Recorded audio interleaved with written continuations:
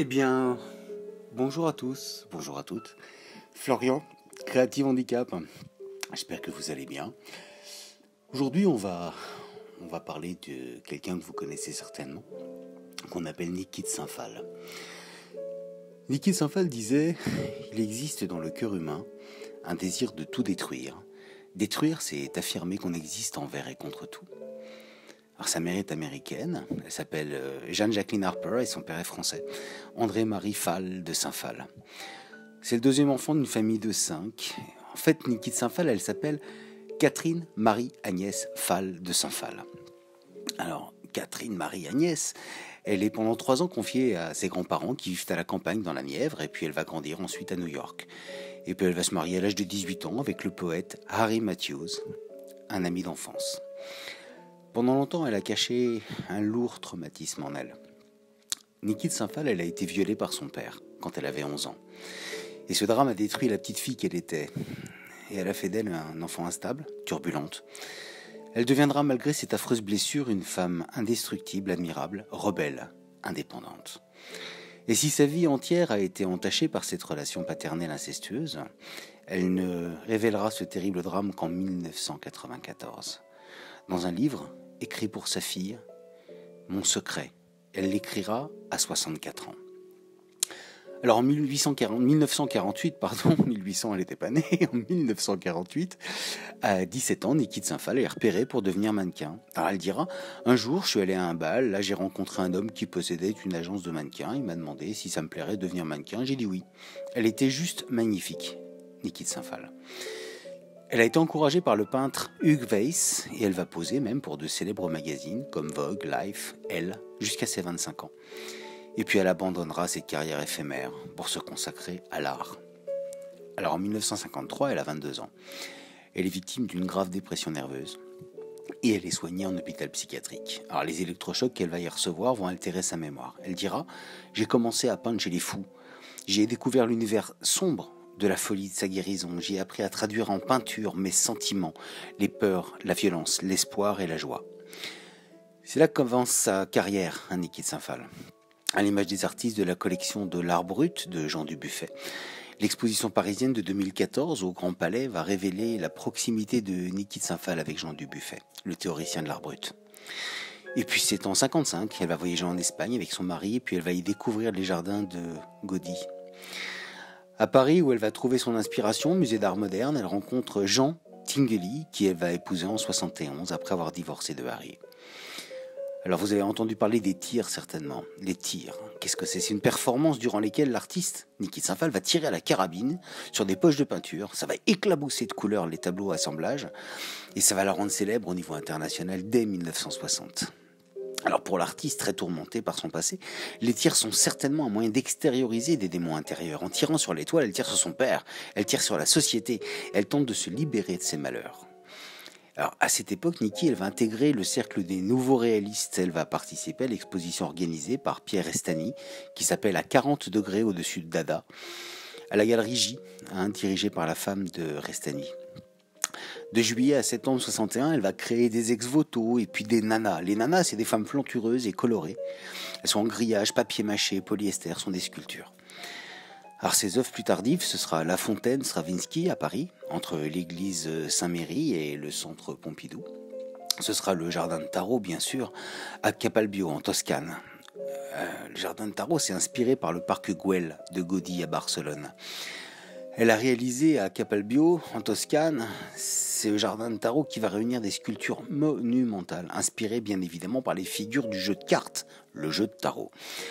Alors, les cartes de tarot vont être traduites en de très colorées, très imposantes sculptures recouvertes de céramique, polychrome, de mosaïques, de miroirs, de verres précieux, et certaines vont atteindre quand même 15 mètres et sont même habitables.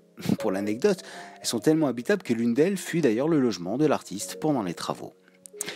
Alors, selon sa petite fille, Niki, qui s'appelle Bloom Cardenas, Niki et Jean, son mari, ont toujours parlé ensemble de leurs morts respectives et de ce que deviendrait leur œuvre. Ils reformulaient sans cesse leur testament ainsi que les détails des devoirs dont serait chargé celui qui survivrait à l'autre. Et malgré la santé fragile de Nikki, Jean aimait à dire « elle nous enterrera tous », ajoutant que sa propre œuvre disparaîtrait avec lui. Alors cette boutade et le fait qu'il ait disparu avant elle, Nikki l'a pris comme un défi et elle s'est battue contre tous pour que le musée Tinguely existe.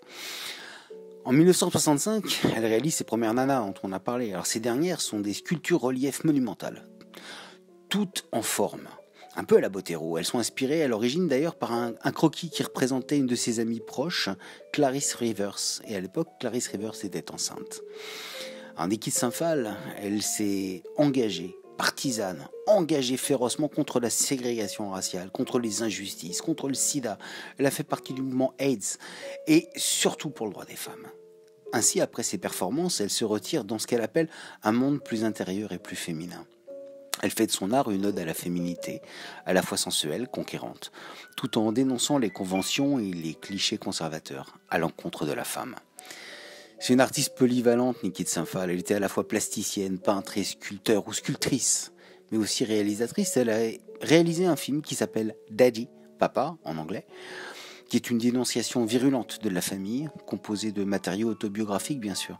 Et dans ce film, elle s'attaque à la figure du père, celui même qui l'a violée quand elle avait 11 ans.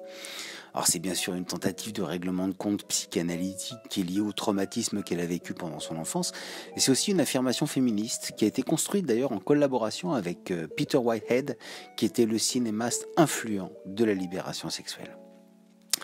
En 1922, elle va réaliser L'Arbre au serpent, exposé dans la cour du musée des Beaux-Arts d'Angers. En 1994, pour des raisons de santé, elle repart en Californie. Elle s'établit à La Jolla. Elle s'y installe son atelier où elle a créé de nombreuses sculptures et de moins en moins de peintures. Et elle va rester là-bas jusqu'à sa mort. Alors l'artiste, Nikki Saint-Phal, ses poumons ont été rongés par les poussières de polyester qu'elle découpait pour les sculptures. Elle souffre d'insuffisance respiratoire depuis la fin des années 70 et de polyarthrite rhumatoïde depuis le début des années 80. Pendant des années, effectivement, elle a travaillé avec divers matériaux toxiques au mépris des règles de sécurité. Elle a souffert d'inflammation, d'un dangereux gonflement de ses poumons et rongée par les poussières de polyester qu'elle découpait évidemment pour ses sculptures. C'est son art qui a eu raison d'elle, automatiquement. Donc elle va s'éteindre le 21 mai 2002 à l'hôpital de San Diego, des suites de son insuffisance respiratoire chronique. Alors elle disait, j'ai eu la chance de rencontrer l'art parce que j'avais, sur le plan psychique, tout ce qu'il fallait pour devenir une terroriste. Alors comprenez que la frénésie d'une artiste hyperactive comme Nikki Saint-Phal, qui courait constamment d'une galerie à un musée, à une expo, à des créations, à un musée, à une galerie, etc., elle imaginait réaliser des centaines d'œuvres à toute vitesse. D'ailleurs, son catalogue général compte plus de 3500 créations. 3500 créations, ça représente quand même 2 œuvres par semaine en moyenne sur l'ensemble de sa carrière. Nikki Saint-Phal, elle pense que l'art peut sauver le monde. Elle dit vouloir apporter de la joie et aime être en contact avec le public. Elle disait même « Je préfère avoir une œuvre exposée dans une gare que dans un musée ». Alors les tirs. Les tirs, c'est la représentation d'une violence matérialisée, c'est un moyen d'extérioriser les démons intérieurs de Nikki. Inévitablement liés à la mort, ces tirs paradoxalement redonnent vie à la vanitas traditionnelle. Ce qui est pris en compte dans la série Nikki, c'est la représentation du temps, la performance, l'impact, l'affect. Et ça va bien au-delà des belles atmosphères des cathédrales de Monet ou même du magistral essai de Gilles Deleuze, contemporain à cette époque-là, qui paraît un livre de différence et répétition. Alors, les nanas, outre les tirs, les nanas, bien évidemment, elles sont géantes, elles sont chahuteuses, elles sont dansantes, elles ont les jambes en l'air. Nana noire, upside down, avec les 2 jambes en l'air. Mac de Nice, nana jambes en l'air, une seule jambe en l'air. Et encore une fois, toutes ces nanas, elles se produisent en scène, dans un ballet de Roland Petit. Ce ballet, il est intitulé Éloge de la folie, fait un triomphe en 66 au Théâtre des Champs-Élysées à Paris. Et ce ballet, il met en scène les nanas, sur tige ou tenues à bout de bras par les danseurs. Alors là, Nikki, elle y dénonce la guerre avec des figures de tyrannosaures. La drogue aussi, symbolisée par un danseur pantin sur un fond de panneaux aux couleurs vives. L'intervention de Nana symbolise aussi la suprématie de la femme. Et puis c'est Nana noire qui lui permet de soulever la difficulté des personnes de couleur de s'imposer dans un monde de blancs, tout comme d'ailleurs la difficulté pour les femmes de se trouver une place dans un monde d'hommes. Moi, je voulais vous parler de l'oiseau amoureux. L'oiseau amoureux, il a été réalisé en 70. C'est une sculpture en polyester peint qui représente un personnage, un humain, un homme, une silhouette plutôt d'homme ailé. Bleu, debout, les ailes déployées de chaque côté. La pointe de l'aile gauche ressemble aux deux arrondis d'un cœur et la droite qui se redresse légèrement et se termine en ogive.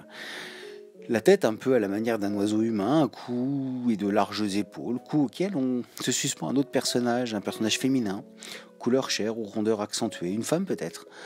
Pourtant sa tête est atrophiée, minuscule, de dos, une chevelure blonde, peinte et délimitée, les bras accrochés aux épaules de cet homme oiseau et ses cuisses en serrant ses hanches. Alors cette représentation érotique, à ne pas en douter, pourrait être fantasmagorique, symbolique. On pourrait y voir la passion, la luxure, l'envol et les plaisirs charnels.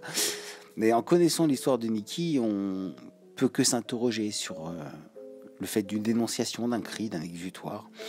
Alors les fesses de cette femme sont comme elle est coutumée sur toutes les sculptures de Nikki de Saint-Phal peintes.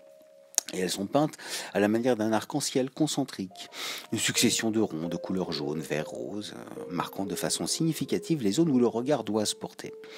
Alors de la fesse droite, un serpent dressé va se présenter à une bouche rouge dessinée sur l'omoplate gauche, et puis un œil simplement dessiné au-dessus de la même fesse exprime un regard, peut-être un appel à la surveillance ou un regardez mon secret, personne n'a-t-il voulu voir. Voulu voir quoi ? Sur les deux ailes de cet homme oiseau, elle dessine un soleil. Et on pourrait être amené à penser qu'en matière d'interprétation psychologique, le soleil exprimerait peut-être le père. Et cette tête atrophiée de la femme dénoncerait peut-être un enfant accroché aux deux épaules, naissance des ailes, qui maintenant est mieux regardé, dénonce un attribut masculin. Cette femme, enfant, ce serait peut-être elle, Nikki. Une naïveté et une violence obscène se dégageraient alors de cette sculpture.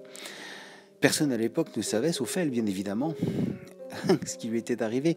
Est-ce que ce serait une dénonciation, un cri, une thérapie ? Ces œuvres ont une portée incroyable qui, dès le jour où elle a révélé son secret, dès le jour où on a su, on aurait peut-être compris, on a peut-être d'autres idées, renversant les idées préconçues et les explications aux commentaires de ceux qui ne savaient pas. Alors à la manière de Barbara et de son aigle noir, Nikki, au travers de son art, n'a-t-elle pas exprimé sa douleur, sa vie, son secret inavouable ? Son génie ne serait-ce pas d'attirer l'attention, de séduire par l'obsession, la répétition de ses formes, de ces femmes bariolées aux parties intimes, soulignées, exhibées, de montrer cela au travers de l'épousaille, je dirais, des causes nobles, et ainsi de mettre en lumière cette part d'ombre dévastatrice et anxiogène. Aussi, peut-être ne faut-il pas s'arrêter aux premières impressions, et peut-être ne pas juger, d'expliquer sans savoir, expliquer l'art d'ailleurs. Expliquer l'art. Je dirais même cette citation de Maurice Béjart qui part de la danse et que je reprendrai moi au titre de toute expression artistique. La danse, un minimum d'explications, un minimum d'anecdotes, mais un maximum de sensations. Alors une œuvre d'art n'est déjà pas un objet comme les autres. Et parler d'elle comme d'un mystère est sans doute insuffisant car devant un mystère, on se tait et le plus souvent, on adhère. Or, une œuvre d'art, au contraire, nous interroge et nous provoque même et nous fait parler. Elle n'est donc pas étrangère à la recherche de vérité, mais c'est pas nous qui l'interrogeons, c'est nous qui devons écouter ce qu'elle a à nous dire. Continuons d'écouter Nikki de Saint-Phal, continuons d'admirer ses œuvres. Excellente journée à tous et à toutes, et à très vite.